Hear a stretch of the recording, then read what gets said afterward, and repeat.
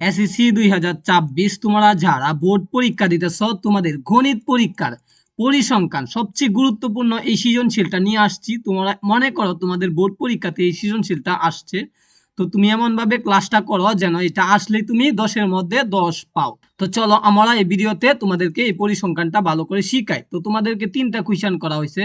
প্রথমটা পারলে 2 মার্ক, পরেরটা 4 মার্ক, তারপর ঘ নাম্বারটা 4 মার্ক। টোটাল তোমার 10 মার্কের এই সৃজনশীল, ঠিক আছে। তোমাদেরকে এখানে উদ্দীপকে দিছে শ্রেণী ব্যক্তি এবং গণসংখ্যা, দুইটা তত্ত্ব এখানে দিয়া দিছে। একটা হলো শ্রেণী ব্যক্তি আর একটা হলো গণসংখ্যা। পরিসংখ্যানে দুই ধরনের সৃজনশীল আসে, এই ধরনের সৃজনশীল আনসার করতে সবচেয়ে কম সময় লাগে। তো চলো আমরা খ নাম্বারটা, মধ্যক শ্রেণীর নিম্ন সীমা নির্ণয় করো।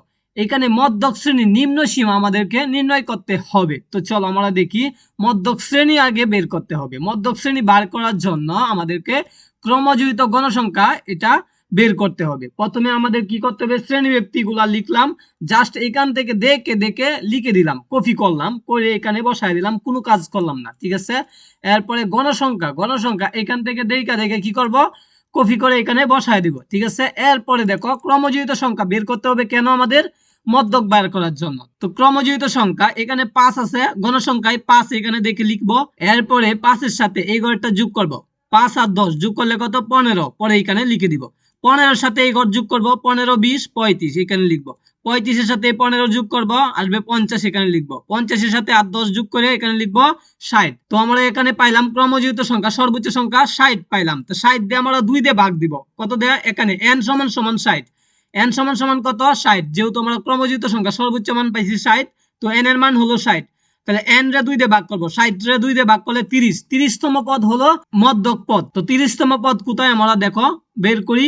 তো এখানে 1 থেকে 5 পর্যন্ত 30 নাই, 15 পর্যন্ত 30 নাই, তো 35 পর্যন্ত গেলে তুমি কিন্তু 30 পাইবা এর ভিতরে, ঠিক আছে। তাহলে এটাই হলো মধ্যক শ্রেণীর গড়।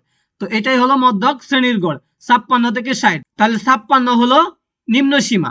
তাহলে শ্রেণী ব্যক্তির নিম্ন সীমা কত, মধ্যক শ্রেণীর শ্রেণী ব্যক্তির নিম্ন সীমা হলো 56 থেকে 60 এই শ্রেণীতে অবস্থিত, যা নিম্ন সীমা হলো 56। তো আমরা উত্তরটা এভাবে লিখে দিব, তাহলে 2 মার্ক পাই যাব, অত্যন্ত সহজ এটা। এরপরে দেখো দ্বিতীয় খ নম্বরে কি বলছে, সংক্ষিপ্ত পদ্ধতিতে গড় নির্ণয় করার জন্য বলছে। এটা আরো সহজ, জাস্ট তোমাদেরকে বুঝিয়ে দিব। মনে করো পরীক্ষাতে 4 মার্কের জন্য এটা এসে পড়ছে, তো তোমরা কি করবা, 5টা গড় আঁকবা। সংক্ষিপ্ত পদ্ধতিতে গড় নির্ণয়ের জন্য সারণী 1টা 2টা 3টা 4টা 5টা গড় আঁকবা তোমরা। আঁকার পরে এইখান থেকে শ্রেণী ব্যক্তি গুলা তুমি জাস্ট শ্রেণী ব্যক্তি এবং গণসংখ্যা গুলা দেখে দেখে বসায় দিবা। তো আমরা কি করছি, শ্রেণী ব্যক্তি এবং গণসংখ্যা গুলা দেখে দেখে হুবহু বসায় দিছি, কোনো কাজ করলাম না, ঠিক আছে। এরপরে কি করব, শ্রেণী মধ্যবিন্দু, শ্রেণী মধ্যবিন্দু xi কিভাবে লিখবো তোমাদেরকে দেখাই এবং শিখাই। দেখো 46 এবং 50 দুইটা ক্যালকুলেটরে যোগ করবা, আসবে কত, 96। 96 রে 2 দিয়ে ভাগ করবা। কেন 2 দিয়ে ভাগ করবা, অনেকেই প্রশ্ন করো। দুইটা সংখ্যা না এখানে যোগ করলাম, এই জন্য 2 দিয়ে ভাগ করবো, ঠিক আছে। তো 2 দিয়ে ভাগ করলে আসবে 48। এরপর দেখো 51 যোগ করব 55-এর সাথে, যোগ করে ক্যালকুলেটরে ভাগ দিব 2 দিয়ে, আসবে 53। এভাবে তোমরা মধ্য বিন্দু বের করবা। তো সকল মধ্যবিন্দু বের করে এখানে লিখে দিবা। এরপরে দেখো সবগুলো একভাবেই কি করতে হবে, 2টা যোগ করে 2 দিয়ে ভাগ করতে হবে। এরপরে দেখো গণসংখ্যাগুলো বুঝলাম। এরপরে ইউআই, ইউআই মানে দাব বিচ্যুতি। দাব বিচ্যুতির ক্ষেত্রে তোমাদেরকে কি করতে হবে, এখানে দেখবা সবচেয়ে বড় সংখ্যা কোনটা, 20 পাইছি সবচেয়ে বড় সংখ্যা, এটারে আমরা কি করব, 0 দিয়ে দিব, এটা সোজা। তারপর উপরে দিব অন টু, নিচে দিব অন টু। তারপর উপরে গুলা মাইনাস হবে, নিচের গুলা প্লাসের হবে। প্লাসের দেওয়ার দরকার নাই, জাস্ট আমরা লিখে দিব, ঠিক আছে। উপরে 2টা মাইনাস দিয়ে দিব আর নিচে 2টা প্লাসের থাকবে, ঠিক আছে। আর 20-এর সোজাসুজি আমরা কি দিব, 0 দিব। এটাই হলো দাব বিচ্যুতি বা ইউআই এর কাজ। এরপরে দেখো F I into UI, F I গণসংখ্যা এবং দাব বিচ্যুতি, এই দুইটা ঘর কি করতে হবে, গুণ করে এনে লিখে দিতে হবে। জাস্ট আমরা এখন গুণ করব। তো দেখো আমরা এখনই শিখে ফেলি। তো 5 গুণ করবো 2 এর সাথে, 5 দোকানে 10, এই যে মাইনাসটা আছে না, এই মাইনাসটা দিয়ে দিব। এরপরে দেখো কি করতে হবে, 10, 10 কে 10, এই মাইনাসটা এখানে দিয়ে দিব। এরপরে 0-র সাথে তুমি যাই গুণ করো না কেন, উত্তর ফলাফল আসবে 0। তাহলে 20 শূন্য শূন্য, 20-এর সাথে 0 গুণ করলে শূন্য। এরপর 15 কে 15, এরপরে 10 দোকানে 20, এগুলো মাইনাস নাই, জাস্ট আমরা প্লাসের দিয়ে দিলাম। এরপরে তোমাদেরকে কি করতে হবে, দেখো এই দুইটারে তুমি যোগ করবা, এই দুইটারে আলাদাভাবে যোগ করবা। তো 10 আর 10 কত আসছে, মাইনাসের 10 আর মাইনাসের 10 কত আসছে, 20 আসছে মাইনাসের, মানে তোমার ঋণের টাকা কত হয়েছে, 20 টাকা ঋণের, ঠিক আছে। এরপরে দেখো 20 টাকা এবং 15 টাকা মিললে তোমার হাতে আছে 35 টাকা। তোমার হাতে কত টাকা আছে? 35 টাকা। আর মাইনাসের 20 টাকা আছে। 35 টাকা দেখে তোমার কি করবা? 20 টাকা ঋণটা দিয়ে দিবা। দেওয়ার পরে দেখবা তোমার হাতে কত থাকবে? 15 থাকবে, এটা প্লাসের থাকবে। তো এখানে 15 পাইলাম FIUI। তো আশা করি তুমি বুঝতে পারছো। এরপরে দেখো আমরা গণসংখ্যা n সমান সমান 60 লিখছি, এরপরে FIUI সমান 15 আসছে। এরপরে আমরা সূত্র ব্যবহার করব। তো সংক্ষিপ্ত পদ্ধতিতে গড় নির্ণয়ের যে সূত্রটা, এটা তোমরা 2 বছর ধরে মুখস্থই করতেছো। এই সূত্রটা জাস্ট লিখবা তুমি a প্লাস সমান FIUI divided by n into h। এই সূত্রটা লিখার পরে মানগুলা কিভাবে দিবা? এর মানটা কোথায় থেকে আনতে হবে? এই যে এর মান হলো 58।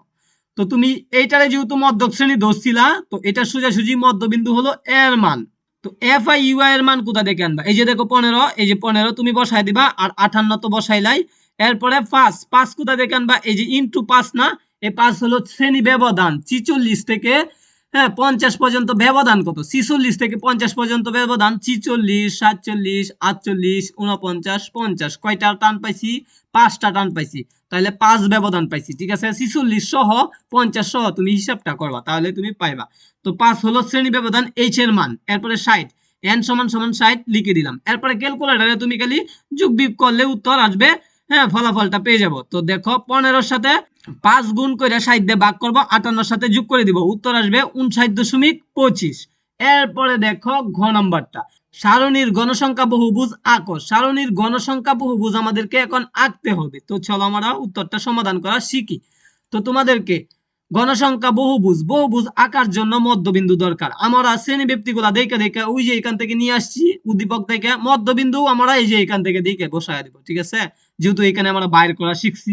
এরপরে গণসংখ্যা গুলা আমরা এই যে এখান থেকে নিয়ে বসায় দিব। 3টা ঘর বসানোর পরে আমাদেরকে কি করতে হবে? চিত্রটা আঁকতে হবে। তো এই দিক দিয়ে নিব গণসংখ্যা, আর এই দিক দিয়ে নিব মধ্যবিন্দু।